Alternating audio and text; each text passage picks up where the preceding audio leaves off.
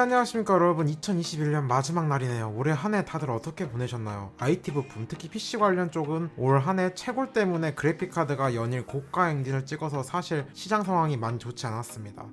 그래서 그런지 눈에 띌 만한 제품도 작년보다 많이 나오지 않았고요. 작년에는 RTX 3080부터 AMD 라이젠 버미오, 플스5, 엑스박스 시리즈 X까지 어느 제품이 더 좋은지 고르기 어려울 만큼 최고의 신제품들이 많이 나왔는데요.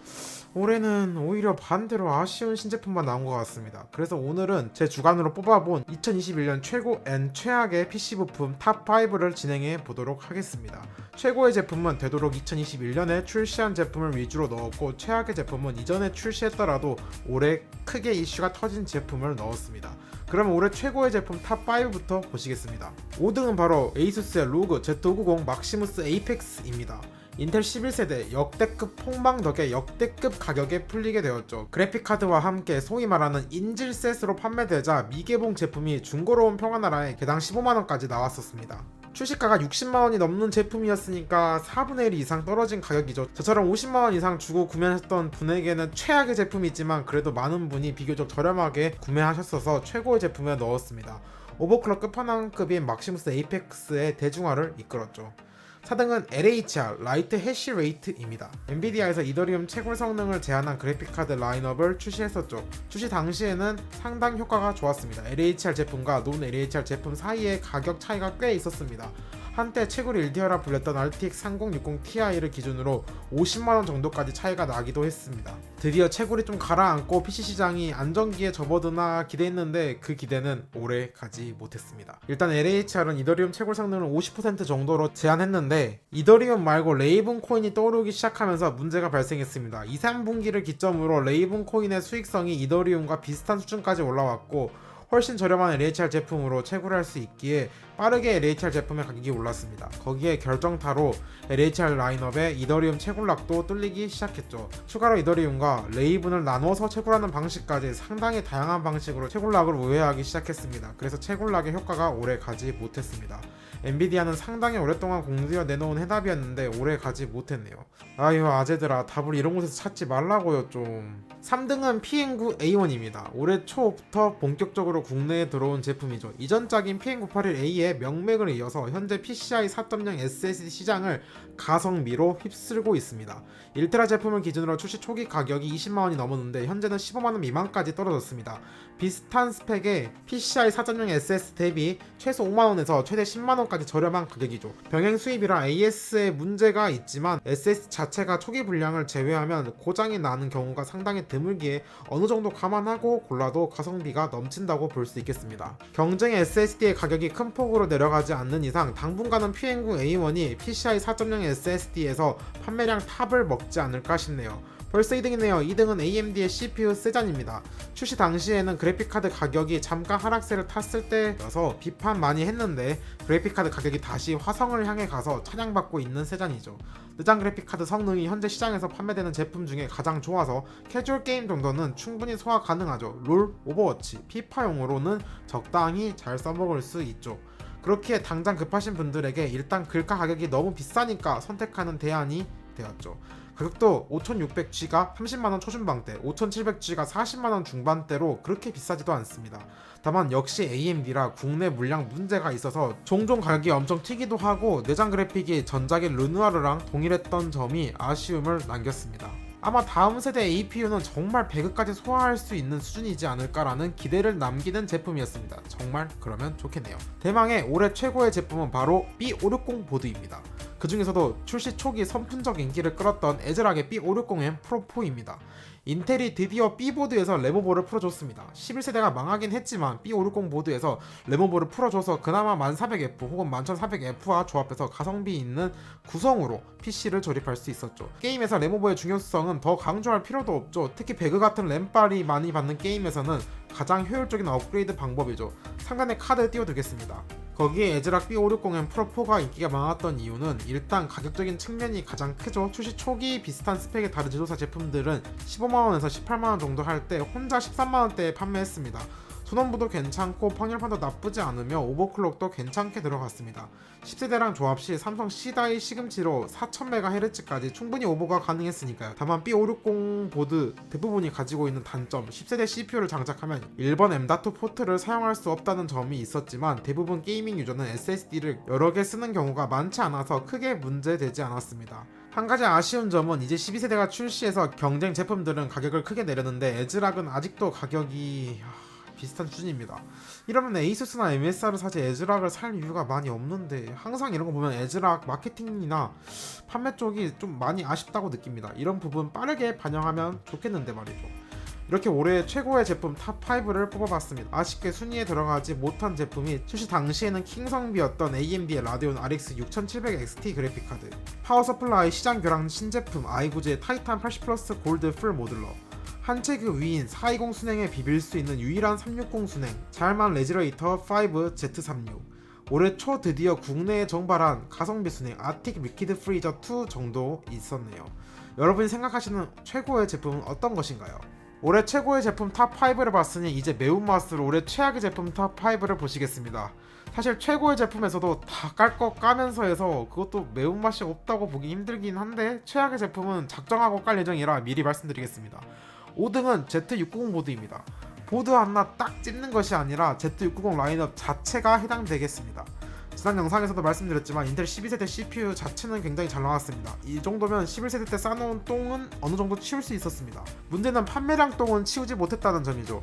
왜냐? 가장 큰 문제는 Z690 보드 가격입니다. 많은 AV 수요자들이 12세대를 선택하기 어려운 가장 큰 이유가 바로 보드 가격이죠. 동일하게 에이수스 저가 라인업 프라임 풀사이즈 보드를 놓고 비교해보면 출시가 기준 Z490 보드는 20만원 초반, Z590 보드는 20만원 초중반인데 반해 Z690 보드는 거의 30만원입니다. 소비자 입장에서는 사실상 CPU랑 보드랑 세트이기 때문에 보드 가격이 저렇게 올라버리면 CPU 가격이 저렴하더라도 부담스럽죠.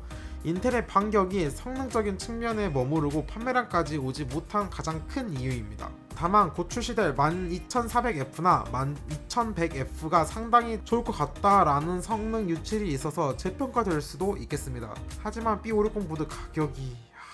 4등은 웬디 블루 SN550입니다.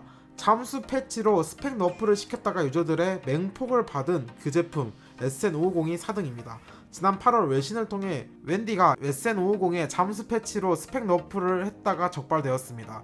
SN550의 새 버전이 새 플래시 메모리로 교체되고 펌웨어 번호도 변경되었습니다. 이 새 SN550은 SLC 캐시가 소진된 후 원래 속도의 절반에 불과하여 하위 라인업의 웬디 그린 SN350과 동일한 속도를 보여줬습니다. 저도 당시 SN550을 P31 가격이 부담스러운 분들에게 가성비 아이템으로 많이 추천했었는데 기사를 보고 적잖게 당황했습니다. 웬디는 SN550 QLC 스캔들 이후 더 좋은 제품으로 보답하겠다는 식의 발표를 했습니다. 기존 다른 브랜드에서도 잠수 패치가 없었던 일이 아니지만 이번 웬디의 잠수 패치는 TLC 낸드를 QLC로 바꾼 심각한 스펙 너프여서 더욱 비판을 면치 못했습니다. 앞으로는 이런 일이 없었으면 하네요. 3등도 상당히 심각했던 제품이죠. AS 부도 먹튀 사건의 오리온 탑싱크 모니터입니다. 올해 초 국내 하드웨어 커뮤니티에서 오리온 탑싱크 브랜드의 부도가 의심된다는 정황이 올라왔습니다. 오리온 탑싱크는 작년에 퀀텀.닷 기술과 관련한 문제로 제품에 심각한 하자가 발생했고 이를 평생 무상 보증 서비스로 대체했습니다.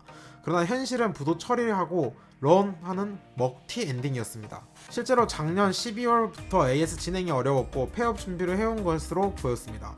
저도 해당 사건 조사를 위해 올해 초 여러 번 용산을 방문했지만 사무실은 이미 싹 비워져 있었습니다. 야반 도주한 정황만 남아있을 뿐이었습니다. AS에 대한 피해는 일반 소비자와 가장 말단에 있는 소매점에 고스란히 전달되었습니다. 한 소매점에서는 해당 모니터를 떨이 가격에 판매하는 것은 물론 AS 진행을 자체적으로 하기 위해 일부 물량을 교환 물량으로 남겨둔 상태였습니다. 실제로 상당한 모니터가 불량 문제로 반품 처리되었습니다. 이번 사건이 특히 악질이었던 것이 하자가 있는 제품을 일단 평생 무상 보증으로 반품 처리를 막고 그 사이에 야반 도주를 했기 때문이죠. 진짜 이래서 웬만한 모니터는 3델L이나 기타 모기업 제품만 사용하라는 소리가 나오는 것이죠. 용산에서 부도 처리 후 택가리 해서 사업하는 경우가 종종 있는데 그런 것 좀 하지 않았으면 좋겠습니다. 이제 2등이네요. 이번 제품도 역대급 하자 제품이죠. 바로 기가바이트 GP850GM 및 GP750GM입니다. 해외 하드웨어 전문 리뷰 채널 게이머스 넥서스에서 기가바이트 파워 불량 문제에 관해서 다뤘는데요. 처음 기가바이트 측은 해당 지적에 대해 무시하는 대응을 보여줬습니다. 하지만 게이머스 넥서스 및 해외 여러 하드웨어 전문 매체에서 이 문제에 관해 집중적으로 다뤘고 실험 영상에서는 실제 파워가 뻥 하고 터지는 장면까지 포착되었습니다. 기가바이트는 그때가 돼서야 파워 결함을 인정하고 리콜을 진행한다고 발표했습니다.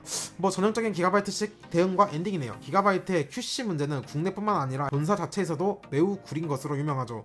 어찌 보면 본사가 그 모양이니 국내 유통사도 AS가 그 모양이지 않을까라는 추측을 해봅니다. 그나저나 순수한 의미의 터지는 뻥 파워는 오랜만에 보는 것 같네요. 마지막으로 올해 최악의 제품은 뭐 다들 이쯤 되면 보유할 것이 안 보이는 것으로 봐서는 예상이 되시죠? 이 제품에 대한 평가는 나오면 안 되었을 제품, 차라리 욕을 더 먹더라도 건너뛰었어야 할 세대, 모래 낭비, 최악의 평가만 가득한 그 제품 바로 인텔 11세대입니다. 네, 뭐 이제 더 욕할 것도 없는 제품입니다. 사실 처음 인텔 11세대 사전 리뷰를 위해 받았을 때 벤치를 보고 제 눈을 의심했었습니다. 뭐지 왜 이전 세대인 10세대보다 성능이 안 나오지? 내가 벤치를 잘못했나? 아직 바이오스가 불안정해서 그런가? 등 별별 생각이 다 들었습니다. 그래서 실제로 꾸역꾸역 최신 바이오스를 받아서 영상을 올려서 엠바고 당일에 풀지도 못했지요. 그렇게 해도 10세대랑 비슷한 수준이었습니다. 솔직히 같은 제품이라고 말해도 전혀 무방할 정도였어요. 게다가 레보보는 기존 인텔 방식이 아닌 새로운 방식을 채택해서 오히려 인텔만의 이점도 상실한 제품이었죠. 14나노의 종결은 사실상 인텔 11세대가 아니라 10세대이지 않을까 싶을 정도였습니다. 게다가 가격이라도 저렴했으면 몰라 생산 문제가 있었는지 그나마 많이 팔리던 i5 라인업의 가격은 20만원 초중반대에서 내려올 생각이 없었죠. 덕분에 보드 회사만 아주 데미지를 무진장 입었죠. 진짜 에이펙스 보드 저 가격에 저렇게 인질셋으로 처분할 보드가 아닌데 인텔 11세대 로켓 레이크는 정말 이름 따라 로켓처럼 날아가 버렸네요. 인텔 회사 역사에 남을 역대급 망작으로 기록되지 않을까 싶습니다. 그러면 아쉽게 순위에 들지 못한 제품도 알려드리겠습니다. 근래 보드 역사상 가장 최악의 보드이지 않을까 싶습니다. 기가바이트의 B550M 어로스 프로-P입니다. 일단 순위에서 배제되었습니다. 왜냐하면 프로-P의 각종 이슈, 랜 이슈, USB 포트 이슈 등 해당 이슈가 터진 것이 올해가 아니라 작년 말이에요. 그래서 올해 최악의 제품에서는 아쉽게 탈락했습니다. 이게 올해 터졌다면 거의 1, 2위를 다투지 않았을까 싶습니다. 다음은 윈도우 11입니다. 이 녀석도 각종 욕이란 욕은 다 처먹고 왜 나왔는지 모르겠다는 평가가 지배적이죠. 그래도 빠르게 MS 측에서 패치를 하고 있는 노력은 보이기에 최악의 제품에서는 제외했습니다. 실제로 저도 게임컴을 윈도우 11으로 올려서 쓰고 있는데 올린 직후에는 일부 게임에서 프레임 드랍이 너무 심했는데 지금은 많이 해결되었습니다. 그래도 프로그램에 따라 아직도 버그가 심한 경우가 있어서 여러분은 지금 당장 올리실 필요는 없을 것 같네요. 마지막으로 올해 내내 터졌던 기가바이트 QC 사건도 있었죠. 아까 파워부터 보드, 특히 그래픽카드까지 올해 내내 국내에서 기가바이트 QC 이슈가 많았습니다. 이제 평가는 대만 3사 에이수스 MSI 기가바이트가 아닌 에즈락이랑 동급 정도로 내려왔습니다. 또 말이 많았던 것이 국내 AS 문제가 여러 건 발생했죠. 제이션 쪽이야 원래 AS가 구리니까 그렇다 치지만 PC 디렉트까지 올해 AS 문제 여러 번 홍역을 치렀던 만큼 기가바이트에서 이런 부분은 내년에 보완해야 하지 않을까 싶습니다. 욕 좀 먹고 괜찮아진 줄 알았더니 최근에 파워 사건 또 보니까 아닌 것 같더라고요. 내년에는 좀 개선되길 바랍니다. 자, 오늘 이렇게 올해 최고 앤 최악의 제품 탑5를 뽑아봤습니다. 여러분이 생각하시는 제품들은 어떤 것들이 있는지 댓글로 남겨주시기 바랍니다. 자, 오늘 영상도 도움이 됐다면 구독과 좋아요 눌러주시고 우린 또 다음 영상에서 만나도록 하죠. 안녕.